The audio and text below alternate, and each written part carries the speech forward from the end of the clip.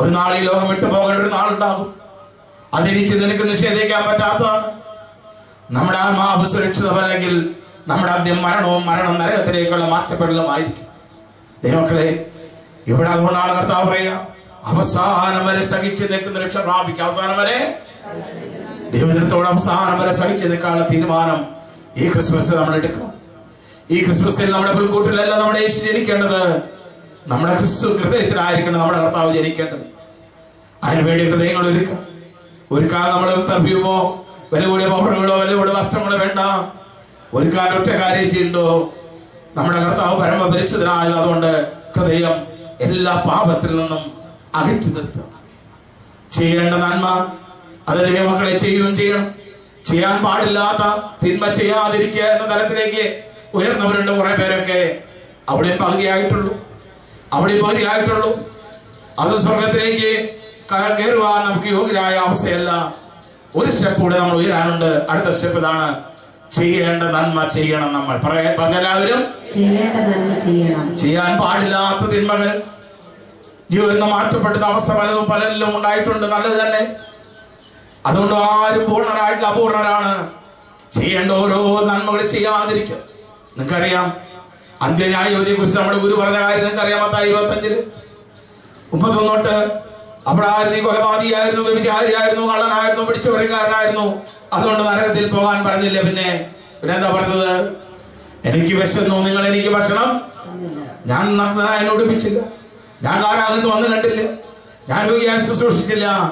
അവിടെ ചെയ്യേണ്ട നന്മ ചെയ്തില്ല. അതാണ് അവർ നിത്യനരകത്തിൽ പോകാനിടയായി. പറഞ്ഞെല്ലാവരും ചെയ്യേണ്ട നന്മ ചെയ്തില്ല. ഇന്ന് നമ്മൾ എത്തിയിരിക്കുന്ന ഒരു ലെവൽ ഇതാണ്.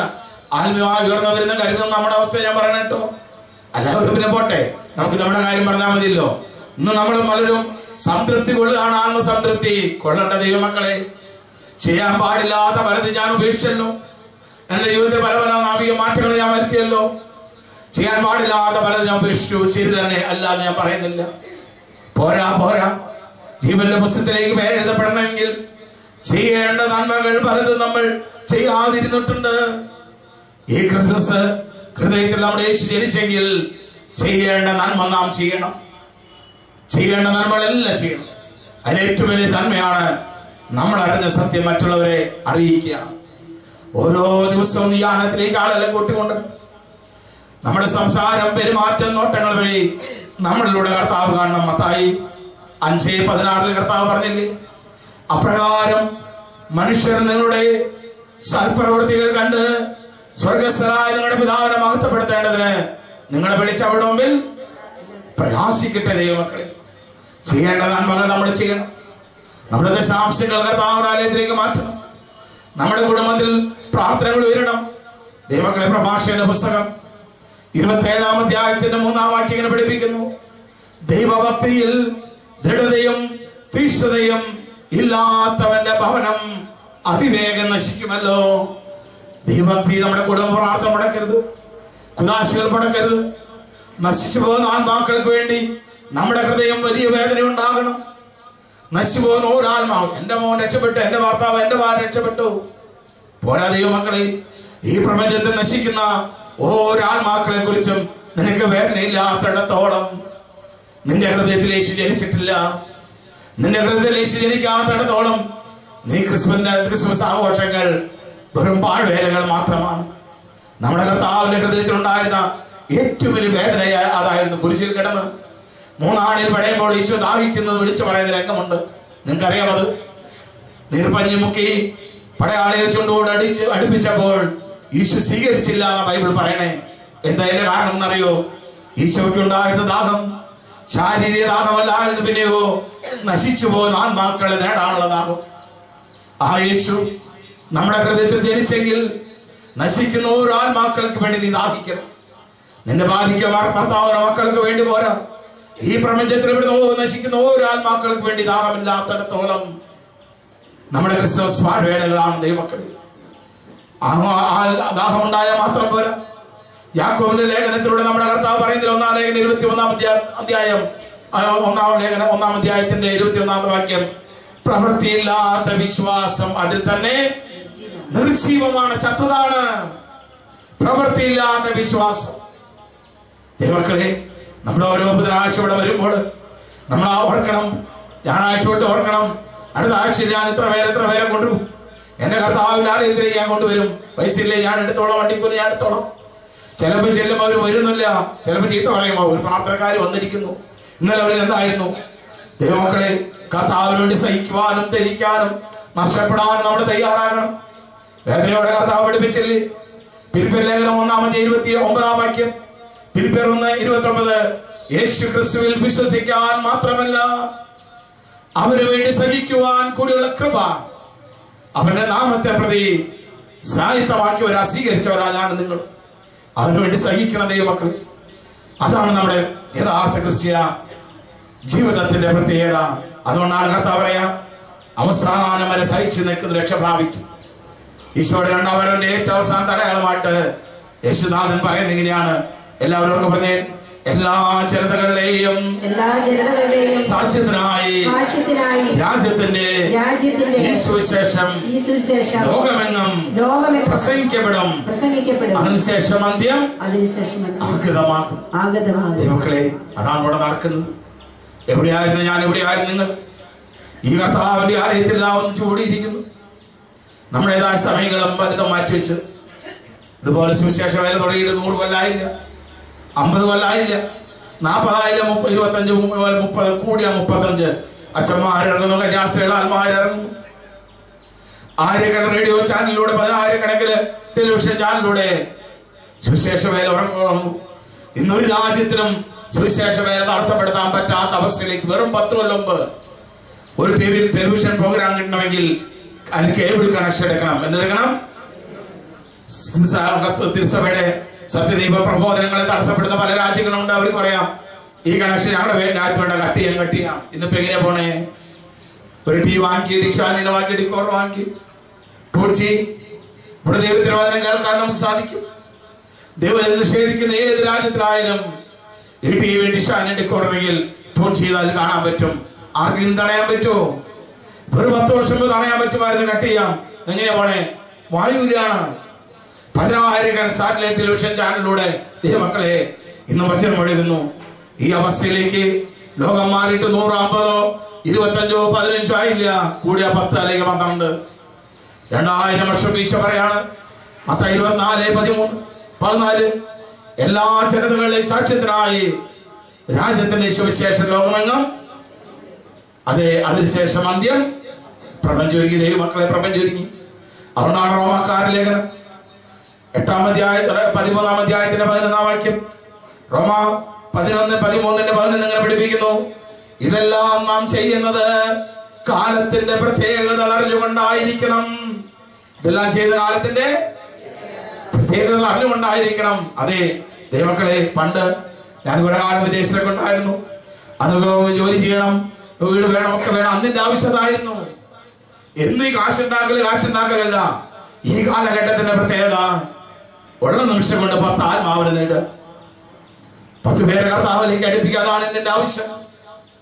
കാരണം എന്താണെന്നറിയോ? നമുക്കുള്ള സമസ്തവും അഗ്നിക്കിരയാകുന്ന ഒരു കാലഘട്ടമുണ്ടെന്നാണ് റോമാക്കാരിലെ പത്രോസിന്റെ 2-ാം ലേഖനത്തിന്റെ 3-ാം അധ്യായത്തിന്റെ 2-ാം ലേഖനം 3-ാം അധ്യായത്തിന്റെ ദൈവമക്കളെ 8 മുതൽ 13 വരെയുള്ള വാക്യത്തില് ദൈവത്തിന്റെ പരിശുദ്ധാത്മ പഠിപ്പിക്കുന്നത് ഞാൻ നിങ്ങൾക്ക് വേണ്ടി വായിക്കാം. പത്രോസിന്റെ 2-ാം ലേഖനത്തിന്റെ 3-ാം അധ്യായം 8 മുതൽ 13 വരെയുള്ള വാക്യങ്ങൾ ഇങ്ങനെയാണ് വായിക്കുക. പ്രിയപ്പെട്ടവരെ, കർത്താവിന് ഒരു ദിവസം 1000 വർഷങ്ങൾ പോലെയും 1000 വർഷങ്ങൾ ഒരു ദിവസം പോലെ എന്ന കാര്യം നിങ്ങൾ വിസ്മരിക്കരുത്. കാലവിളംബത്തെ കുറിച്ച് ഇതിലും വിചാരിക്കുന്ന പോലെ കർത്താവ് തന്റെ വാഗ്ദാനങ്ങൾ പാലിക്കുന്നതിൽ താമസം വരുത്തുന്നില്ല. പിന്നെ കർത്താവിന്റെ വരവ് നീളുന്നു. കർത്താവ് പറയുന്നതിനാണ്, ആരും നശിച്ചു പോകാതെ എല്ലാവരും അനുഭവിക്കണം ആഗ്രഹിക്കുന്നുണ്ട്. കർത്താവ് ദീർഘക്ഷമ കാണിക്കുന്നുണ്ട്. കർത്താവിന് ദിനം കള്ളനെ പോലെ വരും. അപ്പോൾ ആകാശം വലിയ ശബ്ദത്തിൽ അപ്രത്യക്ഷമാകും. ഒരു 10 വർഷം വരെ ആകാശമില്ലെന്ന് ശാസ്ത്രം പറഞ്ഞെങ്കിൽ ശാസ്ത്രം കണ്ടുപിടിച്ചു ഓസോൺ പാളിയിലുണ്ടെന്ന്. ഓസോൺ പാളി നശിച്ചുകൊണ്ടിരിക്കുകയാണെന്ന് ശാസ്ത്രം കണ്ടുപിടിച്ചു. ദൈവമക്കളെ, 2000 വർഷം ഈശോ എഴുതി വെച്ചിരിക്കുന്നു. അവസാന നാളിൽ ആകാശം നശിക്കുമെന്ന് പറഞ്ഞെങ്കിൽ നമ്മൾ ജീവിക്കുന്ന ഈ കാലഘട്ടത്തിൽ ആകാശം നശിച്ചുകൊണ്ടിരിക്കുകയാണ്. വീണ്ടും പറയുന്നു, മൂലപദാർത്ഥം കത്തിയെരിഞ്ഞ് ചാമ്പലാകും. വീണ്ടും കർത്താവ് പറയാണ്, ഭൂമിയെല്ലാം സമസ്തവും കത്തി നശിക്കും, എല്ലാം അക്തിക്കുള്ളതാണ്.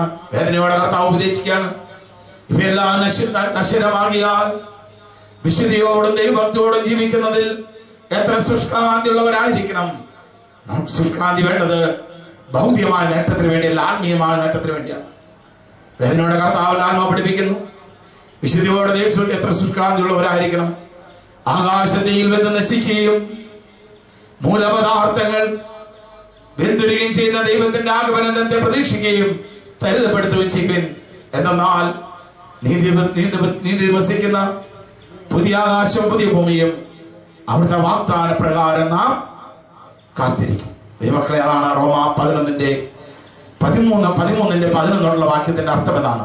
അവിടെ ഇങ്ങനെയാണ് പറയാ, ഇതെല്ലാം ചെയ്യുന്നത് കാലത്തിന്റെ പ്രത്യേകതകൾ അറിഞ്ഞുകൊണ്ടായിരിക്കും. വേദനയുടെ പരിശുദ്ധാത്മ പഠിപ്പിക്കാണ്, നിദ്ര വിട്ടുള്ള 2 മണിക്കൂറാണുള്ളത്. എന്നാൽ രക്ഷ നമ്മളാരും പ്രതീക്ഷിച്ചതിനേക്കാൾ കൂടുതൽ അടുത്തെത്തിയിരിക്കുന്നു. ഇത് രാത്രി കഴിയാറായി. രാത്രി എന്ന് പറഞ്ഞ ഈ പ്രപഞ്ചത്തിന്റെ പ്രസന്റ് കാലഘട്ടം പാപം ചെയ്യാൻ ആഗ്രഹിച്ചാൽ പറ്റുന്ന കാലഘട്ടമാണ്. എന്നാൽ കർത്താവിന്റെ രാജ്യത്തിൽ പാപം ചെയ്യാൻ ആഗ്രഹിച്ചാലും പറ്റാത്തൊരു കാലഘട്ടത്തിലേക്കാണ് ദൈവത്തിന്റെ രാജ്യം കടന്നു വരാൻ പോകുന്നത്. അതിനെക്കുറിച്ച് കർത്താവ് പറയുന്ന ഉപമയാണ്, ഇതാ രാത്രി കഴിയാറായിരിക്കുന്നു, പകൽ സമീപിച്ചിരിക്കുന്നു. ആകയാൽ നമുക്ക് അന്ധകാരത്തിന്റെ പ്രവൃത്തികൾ പരിചയിച്ച് പകലിന് യോജിച്ചു നാം, പകൽ എന്ന കർത്താവിന്റെ പ്രതീകമാണത്, പകലിന് യോജിച്ചു നാം പെരുമാറാം. സുഖലോലുപതിയിലോ മദ്യലഹരിയിലോ അമിതപേക്ഷയിലോ വിഷയാസക്തിയിലോ കലഹങ്ങളിലോ അശ്ലീലതകൾ വ്യാപരിക്കരുത്. പ്രത്യേക കർത്താവായ യേശു ക്രിസ്തുവിനെ ധരിക്കുവിൻ. ദുർമോളിലേക്ക് നയിക്കത്തക്ക വിധം ശരീരത്തെ പറ്റി ചിന്തിക്കാതിരിപ്പിൻ. എന്തൊടുക്കും എന്തുകൊണ്ടും നിങ്ങൾ ചിന്തിക്കേണ്ട ദൈവമക്കളെ, നിങ്ങൾക്ക് എല്ലാം ആവശ്യമാണ്. നിങ്ങളുടെ സ്വർഗസ്ഥനായ പിതാവ് അറിയുന്നു. ആദ്യം അവിടുത്തെ രാജ്യനീതി അന്വേഷിക്കുക, സകലതും കൂട്ടിച്ചേർക്കപ്പെടും. കേട്ട വചനങ്ങളാൽ കർത്താവ് നിങ്ങളെ അനുഗ്രഹിക്കട്ടെ. നമുക്ക് ഈശോയെ നമുക്ക് ഇത് മനസ്സിൽ കണ്ട് ആരാധിക്കാം. കർത്താവിനോട് കൂടെ കോടാനും നിത്യതയിൽ ദൈവത്തെ ആരാധിക്കാൻ വിളിക്കപ്പെട്ടവരും വേർതിരിക്കപ്പെട്ടവരുമാണ് ഓരോ ക്രിസ്ത്യാനി. ആ ബോധ്യത്തോടെ ഈ പ്രപഞ്ചത്തിലായതുകൊണ്ട് സ്വർഗം അവിടുത്തെ പാതപീഠമാണ്, ഭൂമി അവിടുത്തെ ദൈവമക്കളെ, സ്വർഗം അവിടുത്തെ സിംഹാസനവും ഭൂമി അവിടുത്തെ പാതപീഠമാണല്ലോ. അവിടുത്തെ പാതപീഠത്തിൽ മുട്ടമിൽ നിന്നുകൊണ്ട് നമുക്കിതോടെ കർത്താവിനെ ആരാധിക്കാം. സഹോദരൻ ആരാധനയുടെ ആരോപണഗാനം പാടുമ്പോൾ, യേശുവേ എന്റെ ഹൃദയത്തിലേക്ക്, എന്റെ പുൽക്കൂട്ടിലേക്ക് അല്ലാതെ ജനിക്കേണ്ട കർത്താവ്, എന്റെ ഹൃദയത്തിലാണ് ജനിക്കേണ്ടത്. ക്രിസ്മസിന് വേണ്ടി ഞാൻ ഒരുക്കങ്ങൾ നടത്തുന്നു, ഉപവാസങ്ങളും പ്രാർത്ഥനകളും കൂട്ടി പല പ്രകടനങ്ങളും സഹന പ്രവൃത്തികൾ ഞാൻ സ്വീകരിച്ചു.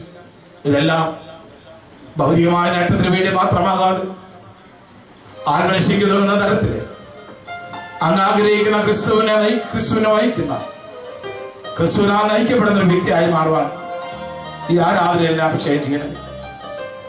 കർത്താവിന്റെ ഹൃദയത്തിലേക്ക് കടന്നു വരണം. എല്ലാവരും ദാഹത്തോടെ പാട്ടിന്റെ വരിയുടെ അർത്ഥം മനസ്സിലാക്കി നമ്മുടെ ഹൃദയത്തിലേക്ക് കർത്താവിനെ, ഭവനത്തിലേക്ക്, ജീവിതത്തിലേക്ക് കർത്താവിനെ ക്ഷണിച്ചുകൊണ്ട് പാട്ടിന്റെ വരിയുടെ അർത്ഥം പാടി ദൈവത്തെ ആരാധിക്കട്ടെ.